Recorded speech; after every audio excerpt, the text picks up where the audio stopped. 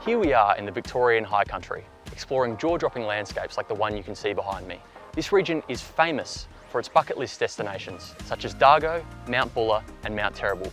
But on this trip, we're venturing off the beaten track to discover some of the lesser known gems. We've headed from south to north through a string of gorgeous historical towns, and along that route, there's been a fair share of brilliant off-roading, up steep bridges, around tight bends, and through flowing water. Rola have recently launched an updated version of their popular Titan tray. The new tray is available in 4 different sizes, from a ute-friendly 1.2 by 1.2 metres all the way up to 2 by 1.4 metres.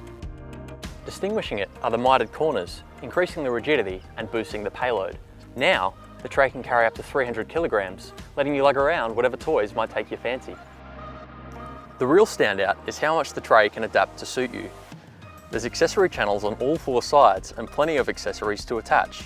You can easily add on light bars and traction board mounts, as well as jerry can holders, waterproof storage bags, and more. The Titan tray goes onto your existing roof rack, so when you're back in the burbs, you can detach it to go back to your regular setup. Some might find it a bit high and hard to reach.